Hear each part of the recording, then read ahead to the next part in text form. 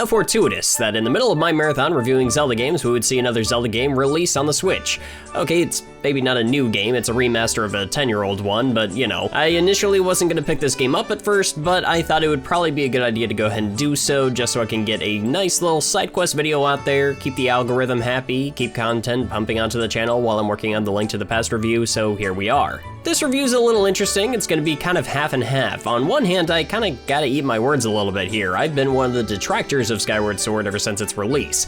I remember enjoying it for the most part when it first came out, and then as I just kinda sat on it, the more it just sort of soured in my mouth. That being said, after playing through this remaster, I look at Skyward Sword in a more positive way now. It hasn't entirely changed my mind about this game. There's still some other things that I think fundamentally break this title, but we'll have to go ahead and get into that, and that's kind of the other half of this review. While so many improvements were made, so many things that helped make this game better than the original, there's just some things that control swapping and texture upgrading and everything just can't fix. So let's get into it. I'm not really getting in depth on the story on this one. I probably will whenever I do a full length review on this game, whenever that will be, you know, in like 5 years or whatever. But as for today, it's the origin story of the Zelda series. This is the earliest point in the timeline. We see Link, how he got his green outfit, how he got his hat, even though I thought that was kind of established in Minish Cap, but okay. The creation of the Master Sword, an explanation behind the Triforce, Zelda, the goddess Hylia, a lot of things are just kind of established in this title, at least chronologically. While I don't want to waste a lot of time getting super into the story here, I do want to say that I always thought the story of Skyward Sword was pretty good. I always thought it was one of the better plots of Zelda. The downside of it was that it took so much precedent over the actual gameplay and structure of the title. It kind of felt like the script came first in this game and that everything was just sort of formulated around that, which can work with some games, sometimes to the title's benefit. But you know, with this, it just really didn't feel like that. It really felt like the gameplay was hindered by the over-reliance on the story. But a lot of that is obviously going to be set in stone, so what about the things that were changed? Well, with an HD remaster, the first thing that you might be thinking of is the visuals, and yeah, I mean, the game does look good. I gotta say, one of my favorite things about this title is that it runs at a very crisp, very consistent 60 frames per second, and that's in TV or handheld. This game runs very, very well. I never hit any snags, it never slowed down for me. It just flows super nicely. I think at first, because I was used to the original frame rate for the old game, some of the animations just looked a little jarring because I wasn't used to them running that fast, but you know, it did not take long for me to get used to it, and I do overall just think the game handles very, very well. In terms of the looks, however, it's weird. It's kind of like Wind Waker in that I don't really think this needed a high definition remaster. The game already looks pretty good on the Wii. Now obviously the resolution is amped up here. You're running this at 1080p. I'm not entirely sure what the Wii was running the original Skyward Sword at, but I imagine it wasn't anything above 720. Something I did hear some people mentioning was the work on textures, but honestly, I think that it was handled pretty well here. Skyward Sword has a very definitive art style. It's made to look like an impressionist painting, that sort of thing. The further things get away from you, the more they look like paint strokes, that sort of thing. What it feels like they did here was they just kind of leaned into that a bit more. You know, instead of adding an unnecessary amount of detail to the textures, which would end up just looking more aged later on anyway, they kind of just sort of made the impressionist style pop a little bit more. You've got a lot of just blotches of color, but they do work well together. I can't say I know the entire process behind updating the textures for this port. I really don't know a whole lot about that entire field. I've been trying to study up on it, but from what I'm able to surmise here, I do think it looks good. I think it all looks very consistent with the art style that this game was going for, and if doing it this way helped maintain that 60 frames per second, I think it was a very good compromise. I will take less detail if it means that it fits with the art style and the game runs better. I think that this was probably the best way to go. Obviously, that's not the only positive when it comes to the presentation of Skyward Sword HD. I mean, Skyward Sword was the first game in the Zelda series to host a fully orchestrated soundtrack, and it does sound just as good as ever. I don't know that there's a whole lot I can really say on that though, because, well, honestly, I wouldn't be surprised if these were just the same tracks taken from the Wii version and just ported over to the Switch version without any updates. I don't really think they needed any touch-ups or anything like that. Now, as far as I was concerned, the biggest takeaway from this title was going to be how they handled controls. When the original game was being developed for the Wii, it really leaned into the Wii Remote and the new addition, the Wii Motion Plus, which was a gyro sensor you could attach to this to the controller, or that could be built into it, that would give you one-to-one motion tracking. It was a little different from just the the Wii Remote registering you pointing towards the sensor bar or you shaking it one way or the other. This somehow has become one of the more contentious elements of this game, and I get it to a degree, but honestly, my problem with Skyward Sword was never the controls, at least when it comes to combat. I'll get more into that, but when it comes to combat, I actually thought the controls on the Wii worked just fine. I think that, it tracked movements well enough. Like, I can't say that I really ran into any deaths or anything in this version or the previous that were, because of the control. I think it was just fine, and in some areas, I actually liked it quite a lot. And I think that's definitely the case here. I mean, the Joy-Cons work just as well as the Wii Remote ever did. I do miss that nice gold sheen of the Wii Remote that was packaged in with the original release of Skyward Sword. However, they did release some special blue and purple Joy-Cons to match the Sword and Shield for Skyward Sword HD. I did pick these up. I was actually more excited for these than I was the actual game. It helps make up for the fact that I don't have a Zelda Edition Switch or some gold Joy-Cons. Come on, Nintendo, why are you holding out on me? That being said, there was actually a brand new control setup being implemented into this game. There was a button-only mode that was designed for Skyward Sword HD, and I remember when I saw the trailer for this game when it was first announced, I was thinking it looked like a nightmare. You're using the right analog stick to control the sword, like you're flicking the stick in a direction and then the sword is supposed to move along that same path, and I thought, man, that's just gonna be chaotic. Like, I don't see how that's gonna work at all, and to my surprise, not only does it work well, I actually think that it helps iron out a lot of the problems that people had with the controls of this game, and I don't just mean for combat. It works better on a Pro controller during combat than it does on the Joy-Cons. I don't know if it's just because it's a smaller stick. I will say there were probably more times when I had trouble registering a diagonal movement or like an upward slash with the Joy-Cons than I did when I was using like the right analog stick on a Pro controller. I will say right now, the Switch Pro controller, best way to play this game. Oh man, it's so comfy. It is just perfect for this control setup.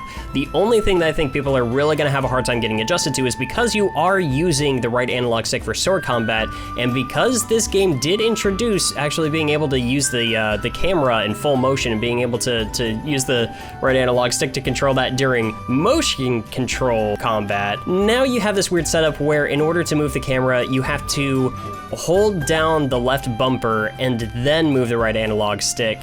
Otherwise, you're just gonna be swinging your sword around. I can't tell you how many times when I was on button-only mode that I was trying to move the camera to pan it to the right or something, and then I just started swinging like a madman. It did take me some time to adjust, but once I got the hang of it, it didn't really bother me anymore, and it actually started to become second nature. I wonder if after this, I'm gonna start playing some other games and keep holding the left bumper whenever I'm trying to move the camera. I'm wondering how that's gonna work out. I did spend like 30 hours on this game. Now, if you notice, I mentioned that my big problem with the motion controls on the Wii was not with combat, it was basically everywhere else where they felt the need to just shoehorn it in there. There were some things like bowling bombs around that I thought was kind of fun, but I really didn't want to have to go through that process, every time I needed to perform that action, especially since they make you do a pretty late game too.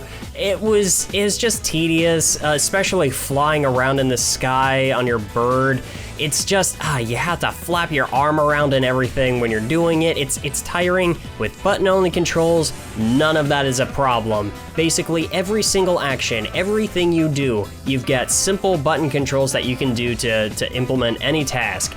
It's great. Flight, swimming, those stupid little like puzzle keys for the boss rooms and dungeons. Yeah, all of that is so much easier now and so much more tolerable because I'm not trying to just juggle my Wii Remote or my Joy-Con around in the air to get it to work. Obviously, gyro is not just using the motion controls for this game, but it is also present in the button-only mode. I think it works just fine in the motion control setup. The only thing that I find weird is that, you know, the Joy-Cons are so much smaller and I feel so much more comfortable with them than I do with a Wii Remote, where I kind of feel like I have to have that at the ready at all times. With these, I can just kind of sit back, I can lay down, you know, and just kind of like pull it up to the screen when I feel like it, but you know, the game is still registering the last place that it was at, and so I find so many times when I'm trying to aim at something, you know, with the slingshot or with a bow, that it's just kind of careening off into the side of the screen every time that I pull it up. Now, it's really easy to reset the gyro sensor with that. You just hit the Y button and then it recenters onto the screen.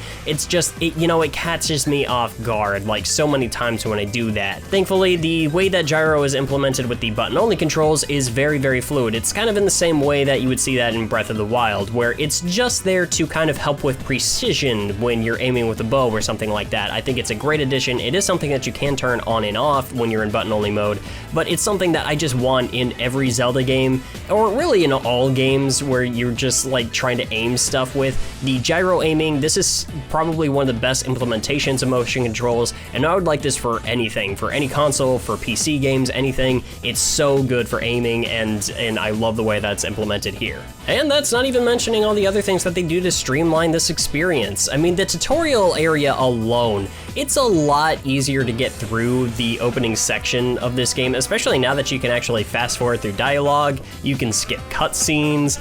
It just makes it so much easier. If you're just trying to get through the beginning portion of this title to get on with the goods, it's a lot easier now than it was before to just kind of blitz through that opening section. I think it shaves like somewhere between 30 to 40 minutes off of that runtime. Fantastic. I was also a little concerned about this amiibo, where from what I understand, the functionality is that you can use this amiibo to go straight to the sky when you're on one of the surface areas at any point, basically. I don't know if you can do that within a dungeon per se, but basically anywhere in the overworld. And I was like, man, you're charging a $25 amiibo that's gonna be really impossible to get a hold of. I think there's actually even some shipping concerns with that, like it hasn't even gotten to the major retailers that it was supposed to be sold at, which that's embarrassing. Thankfully, that doesn't seem like so much of a problem. I could swear, I haven't verified this, but I really do think that there's just more little save statues around these areas than there were before, and you can use basically any of these on the surface areas to just warp right back up to the sky. I never felt like I needed that amiibo. Like, if you're gonna add a quality of life change into a stupid little piece of plastic, it's the one thing I hate the most with the amiibos. It's not as bad as the Metroid Samus Returns amiibos and how poorly that was handled. No, here it actually feels like, you know, if they were actually going to do it that way, they at least balanced for it in-game, and I never felt like I was missing out on a feature that had been taken out of the game per se, so that really wasn't as big of a problem as I thought it would be. Still stupid, but not as bad as I thought. And this kind of brings me to my big conclusion, is that, man, once I settled into the Pro Controller, I started appreciating this game so much more. While I like motion controls for combat just fine, I hate it everywhere else that's implemented, and not having to worry about that, I was able to just enjoy this game for the way that it's designed. The surface areas are actually incredibly well designed. The temples are some of the best the series has to offer. There's some really good bosses here, the characters, the story, everything. I remember maybe thinking that Groose was kind of exaggerated, like everybody remembered him as being better than he actually was, and he was actually kind of a stale character. No, he actually is a pretty great character. I actually think that he gets way more screen time than I remembered. Like, he's pretty well developed. He's not super one note, and I like his inclusion a lot. And it's not just him. I'm one of the 3 people in the world that actually likes Fi, or however you want to say her name. But it's not like I can really defend that. She's really intrusive. She's probably one of the more problematic companion characters Link has had in any of the 3D Zeldas, possibly the most. I just like her. I don't have a reason. I just think she's cute. She's very endearing, okay? Leave me alone. This world, Skyloft, is such a good little hub town. There's so many characters here that I actually had fun interacting with and talking to. These little side quests that you can do with them and everything. There is so much good stuff here that I can see now that I'm not distracted with all these other functionality things. Once you get that control down and you can just let the player experience the world without having that like barrier between them where they're constantly thinking about the way that they're controlling this experience, this game just becomes so much better. That's kind of why I'm so frustrated with this game as well. Like I mentioned before, you can fix so many things with this game, and I honestly do think that this game fixed just about everything that it could have, but on a fundamental level, its very structure is kind of all over the place, and that's really what gets this game, is it still has the biggest problem of Skyward Sword that could not be taken care of in just a simple remaster. In a remake, maybe, but at that point, you're changing the entire second half of this game. When it just starts running you through the same exact areas that you've already been in, doing scavenger hunts for close to 2 hours in the first location that you actually ran through, even making you go through a temple that you've already beaten just to get a jar of water. It is so asinine, the level of padding that is in some portions of the second half of this title. And it's not like this is a super short game either. Like, I spent maybe 30 hours on this, and I wasn't really even taking my time with it, and there's still a lot for me to go do just to 100% it. Like, this is not such a short title that they had to pad it out. I don't know why they thought any of this was necessary. It's just tedious. Thankfully, some of this is a little better than I remember. There's actually 1 or 2 sections that actually feel a lot more novel than I was giving it credit for before. I mean, it actually has been a good like 10 years since I last sat down and played through this title, but there's still a lot of places in this game where I just feel like I'm running around in circles, where there's just these stupid little tasks that do not need to exist. It's just a barrier so that I can go do a thing just to come right back here and then progress. There's no reason that I couldn't have just kept going from right in this location. Skyward Sword really wants to have the same level of replayability as previous titles, and in some ways it really could have, but it tries to bank on that replayability twice over before the credits even roll. For a story that I actually think is pretty good, and for like the origin story of Hyrule and the Legend of Zelda and all of this stuff, why does this game have to feel so small in scale? I feel like I've explored so little by the end of it because the entire second half of my journey was just kind of going back over these same places and not really finding much new. This really feels like it just kind of sums up my feelings of Nintendo right now. I am a huge Nintendo and Zelda shill. I still could not resist, even against my better judgment, just picking up this game at launch. And I know I'm part of the problem, but it's frustrating to me because I do love Nintendo and I love this company, but it's been sobering to just kind of come to the realization that I care a lot more about Nintendo than they care about me, or really the rest of their customer base. It makes me tired. I want to love this company and I want to see it thrive, and I want to see more remasters like this. I've been on record saying, hey, why are we spending so much time remastering and trying to fix all of these games that are already good and that already, you know, stand pretty tall against the test of time? Just re-release those original versions and spend your time remaking or trying to fix up older titles that maybe had more flaws. This is what that is. It makes me feel conflicted because on the one hand, yeah, $60 does feel like too much to spend on this for the amount of work that went into this, although maybe I do have a poor understanding of that. It just doesn't feel like it should be more than the price tag of the original title. On the other hand, if we're ignoring the price tag, this is the kind of product I want to see. I want to see companies trying to fix up games or trying to iron out the flaws of titles that maybe I didn't like as much and give me something more to appreciate about this. I like this game a lot more than I liked the original, and I actually had a really good time playing it. It's so frustrating that we just can't win with Nintendo anymore. I don't know if I'm in a position to tell you whether or not this game is worth your money. That being said, I do think it's worth your time. However you get hold of this through legitimate means, you know, I think it's time well spent. It's definitely worth giving this game another shot. I'm certainly glad that I did. If you've already played through this remaster, if you have some comparisons to make to the original, what do you think? How do you think this stacks up to the original? Is it good enough for you to help fix this game up? Or is it just kind of the same old mistakes? It's still not worth your time. You still don't like Skyward Sword? Please let me know. As for me, I still have more work to do on this Link to the Past review, actually quite a bit, but I am enjoying this one so far, and I'm hoping that you guys are gonna like the video when it comes out. Of course, I do want to thank all of my patrons. You guys are the reason that I can even do this, and a very special shout out to my top tier patrons. This month, those are Patricia Marcoux, Christine Larkin, Earl Valco, Nicholas Morgan, Jeremiah Harrison, Wonton Photo, Cirrus the Skeptic, and Mr. SP. I am thrilled that so many of you have been actually like trying to support me with your money financially for me to just like get online and talk about stupid video games all day. It's so nice just to have you guys here to back me up. Thank you so much. You make it possible and you make it worth it. For now, I've still got work to do, so I'm gonna go ahead and jump back on that. Definitely let me know your thoughts on Skyward Sword HD, whether you've played it or not. I definitely want to know. Let's start a conversation about that. And I will see you next mission.